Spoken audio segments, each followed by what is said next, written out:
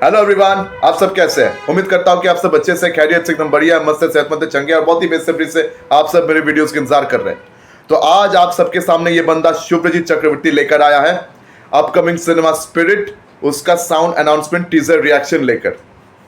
तो देखिए, 4 दिन पहले यानी कि 23 October rebel pan Indian superstar Prabhas, उनका जन्मदिन था। तो उनके जन्मदिन के उपलक्ष्य में संदीप रेड्डी वांगा और उनकी टीम की तरफ से इस अनाउंसमेंट टीजर को छोड़ा गया है। तो जब से ये टीजर आया है, एक नया कंट्रोवर्सी पैदा हुआ है। तो ये कंट्रोवर्सी क्या है, क्यों है, इसके बारे में हम बाद में आते हैं। तो पहले इस स्पिरिट का मैं टीजर का रिएक्शन दूंगा। तो देखिए, इस टीजर में हमें सिर्फ आवाज़ें सुनाई दे रहा है, विजुअल्स में कुछ दिख नहीं रहा है। और अगर विजुअल्स में कुछ दिख रहा है तो सिर्फ इस स्पिरिट का मेन कास्ट। तो मेन कास्ट शुरू होता है इंडियाज बिगेस्ट सुपरस्टार प्रभास से। तो संदीप रेड्डी वांगा प्रभास को यहाँ पर इंडियाज बिगेस्ट सुपरस्टार कहते हैं।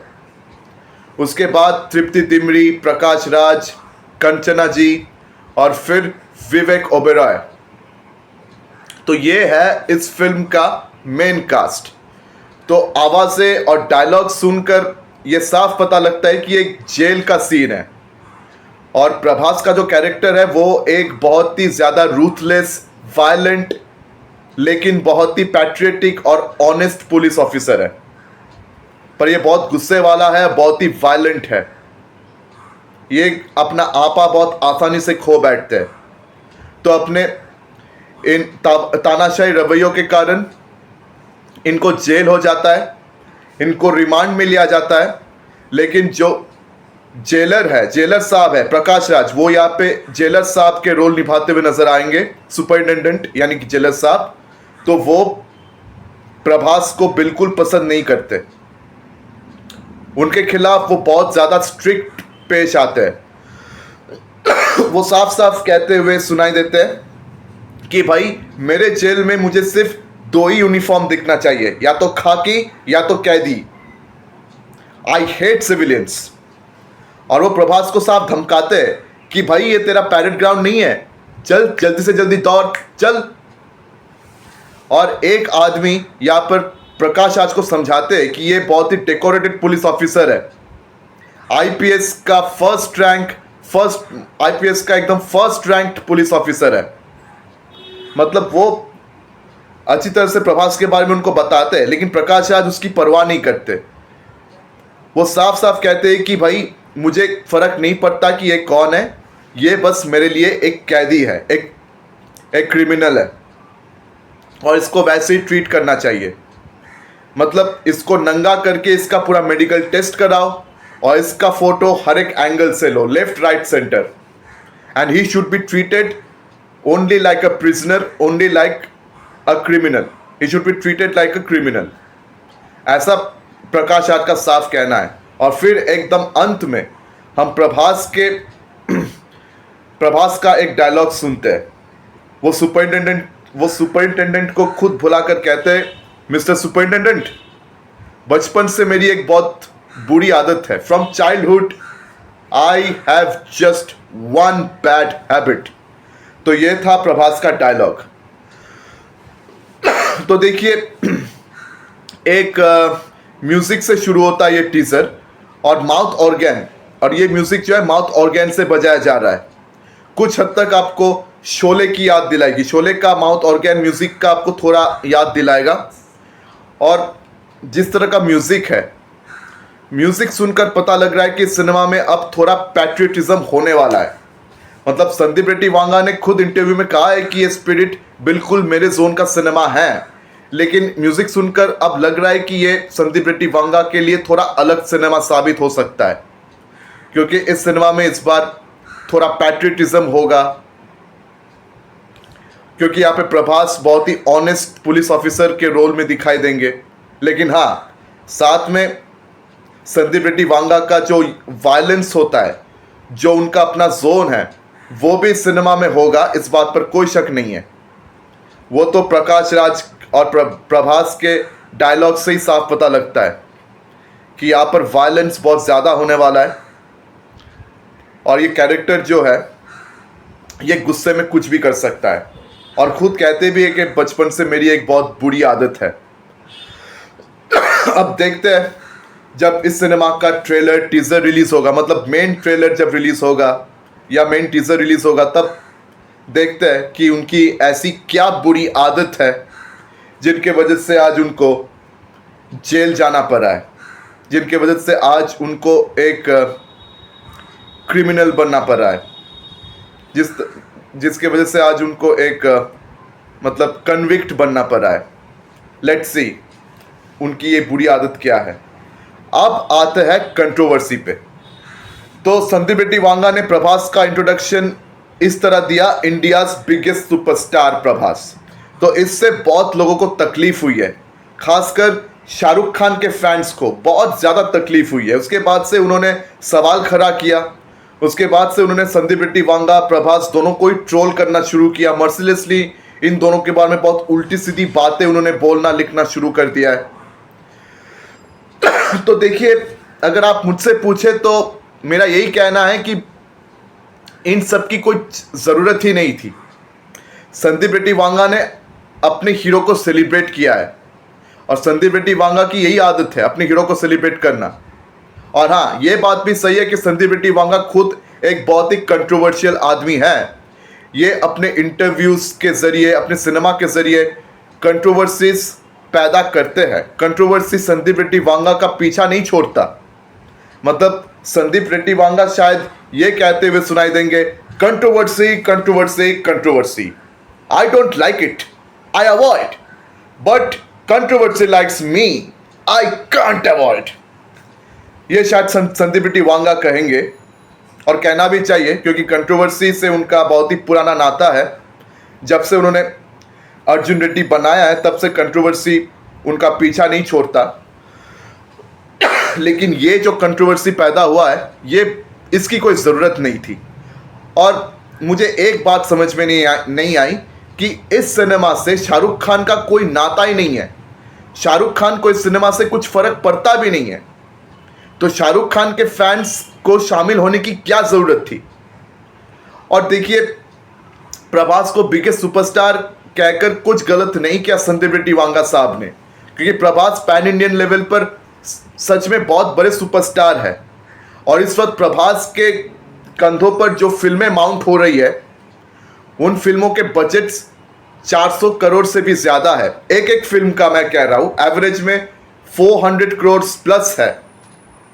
और ऊपर से अभी रिसेंटली एक और सिनेमा का अपडेट आया है, ब्रह्म राक्षस।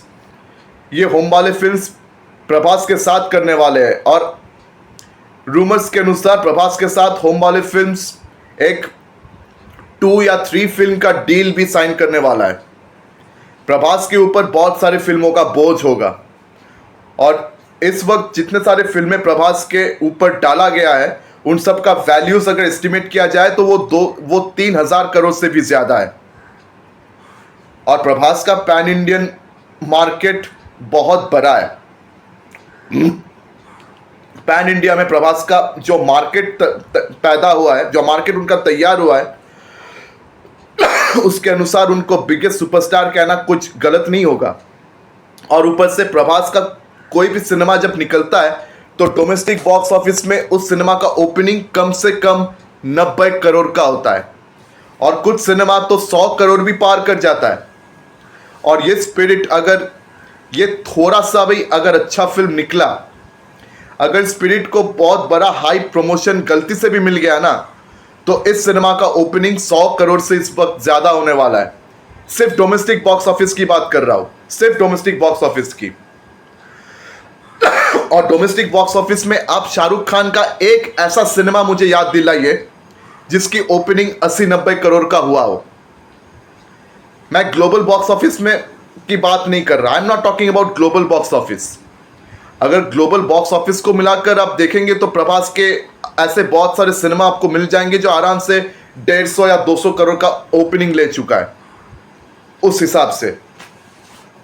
क्योंकि ग्लोबल बॉक्स ऑफिस में प्रभास का भी एक बहुत लॉयल ऑडियंस है। हाँ, माना कि शाहरुख खान ने जो मतलब 92 से जो उन्होंने बॉलीवुड में कदम रखा, उससे पहले वो टीवी सीरियल्स कर रहे थे। तो इतने सालों से शाहरुख खान ने जो अपना रेपुटेशन तैयार किया है, इतने सालों से उन्होंने जो अपना लेगेसी तैयार किया है उस पर सवाल नहीं उठाया जा सकता। और कुछ बड़े बड़े आर्टिकल्स के अनुसार शाहरुख खान इस वक्त ग्लोबल बॉक्स ऑफिस में सबसे बड़े सुपरस्टार कहलाते हैं। ये कुछ बड़े बड़े आर्टिकल्स ऑलरेडी दावा कर चुके हैं। तो क्या जरूरत थी शाहरुख खान के फैंस को इतना मतलब चिल्ला चिल्ली करने की? वो उनको हल्ला करने की क्या जरूरत थी? उन्हें कोई जरूरत ही नहीं थी ना। और वैसे भी शाहरुख खान को ऐसे टैग से कुछ फर्क पड़ता नहीं है, क्योंकि उनको मालूम है कि उनकी क्या इन्फ्लुएंस है और उनका क्या रोब है, उनका क्या फैंडम है, उनका क्या स्टारडम है। उस बारे में शाहरुख खान को बहुत अच्छे तरीके से मालूम है, इसलिए उनको घंटा फर्क पड़ता है ऐसी बातों से। और प्रभास का इस वक्त जो सुपर स्टारडम है उसको भी अंडर एस्टिमेट नहीं किया जा सकता। 92 से शाहरुख खान काम कर रहे हैं, तो 92 से 2025 तो 33 साल हो गए उनको बॉलीवुड में काम किए हुए। तो प्रभास भी 2002 से काम कर रहे हैं, तो प्रभास को 23 साल हो गए फिल्म इंडस्ट्री में काम किए हुए। साउथ में प्रभास ऑलरेडी बहुत एस्टेब्लिश सुपरस्टार है, लेकिन बाहुबली के बाद से वो पैन इंडियन लेवल पे बहुत बड़े सुपरस्टार बन गए। और उनका यूएसए में भी बहुत लॉयल ऑडियंस है। यूएसए के अलावा और भी कई विदेशों में प्रभास के लॉयल ऑडियंसेस है मौजूद। आजकल उनकी सिनेमा भी विदेश में बहुत अच्छा बिजनेस कर रहा है। देखिए, एक ज़माना था जब बॉलीवुड की सिनेमा बाहर बहुत धड़ल्ले से चलता था। तब कोई रीजनल सिनेमा बाहर बिजनेस नहीं करता था, लेकिन कोविड लॉकडाउन के बाद से सारी चीज़ें बदल गई। खासकर बाहुबली के बाद से साउथ सिनेमा के लिए, साउथ इंडस्ट्री के लिए चीज़ें बदलने लगी, क्योंकि अब साउथ की सिनेमा जो है बाहर ग्लोबल बॉक्स ऑफिस में बहुत बड़ा ओपनिंग ले रहा है। और ग्लोबल बॉक्स ऑफिस में साउथ की सिनेमा बॉलीवुड को जोरों से टक्कर दे रहा है। रिसेंटली रजनीकांत साहब का कूली वॉर 2 से ज़्यादा मतलब टिकट सेल्स करते हुए नजर आया है। Ticket sales, advance sales report Coolie का वॉर 2 से कहीं ज़्यादा था बाहर। ग्लोबल बॉक्स ऑफिस की बात कर रहा हूँ। और कूली का कलेक्शंस भी ग्लोबल बॉक्स ऑफिस में वॉर 2 से बहुत ज़्यादा था इस बार। सोचिए, वॉर 2 की बात हो रही है, जो यशराज फिल्म्स का बहुत ही बड़ा बजट की फिल्म है। यशराज फिल्म्स इसके प्रोड्यूसर है और वाईआरएफ स्पाई फ्रेंचाइजी का बहुत इंपॉर्टेंट फिल्म था ये वॉर 2, जहाँ पर ऋतिक रोशन, जूनियर एनटीआर दोनों थे। उसके बावजूद कूली जैसी फिल्म उनसे कई ज़्यादा टिकट सेल्स कर रही थी ग्लोबल बॉक्स ऑफिस में। उनसे कई बड़ा ओपनिंग लिया, कई बड़ा कलेक्शन किया। शाहरुख खान की फिल्में जब रिलीज होती है तब ग्लोबल बॉक्स ऑफिस में धमाल मच जाता है, इस बात पर कोई शक नहीं है। लेकिन प्रभास की फिल्म भी जब निकलती है कोई कम धमाल नहीं मचाता, तब भी हल्ला बहुत होता है। डोमेस्टिक बॉक्स ऑफिस में प्रभास की सिनेमा जो ओपनिंग ले सकता है वो शाहरुख खान का कोई फिल्म नहीं ले सकता। और डोमेस्टिक बॉक्स ऑफिस के अनुसार प्रभास को सिर्फ एक ही एक्टर चैलेंज कर सकता है, वो है अल्लू अर्जुन। अल्लू अर्जुन का पुष्पा 2 165 करोड़ का ओपनिंग ले चुका है। और शाहरुख खान के फैंस को बहुत जलन हो रहा है। शाहरुख खान की फैंस की फट रही है जब से संदीप रेड्डी वांगा ने प्रभास को इंडियाज बिगेस्ट सुपरस्टार कहा। मतलब शाहरुख खान के फैंस इतने इनसिक्योर फील कर रहे हैं, इतना इनसिक्योर तो खुद शाहरुख खान भी फील नहीं कर रहा है जितना शाहरुख खान के फैंस इनसिक्योर फील कर रहे हैं। तो उन लौड़े फैंस से ना मेरा यही कहना है कि देखो बेटा, जिनकी पूजा तुम करते हो ना, उनका एक ऐसा सिनेमा दिखा दो जिसकी डोमेस्टिक बॉक्स ऑफिस में 80 या 90 करोड़ का ओपनिंग ली हो। ऐसा एक सिनेमा दिखा सकते हो उसका। और जिनको तुम गालियां दे रहे हो ना, जिस प्रभास को, उस प्रभास का फ्लॉप फिल्म की ओपनिंग भी 90-100 करोड़ से शुरू होता है।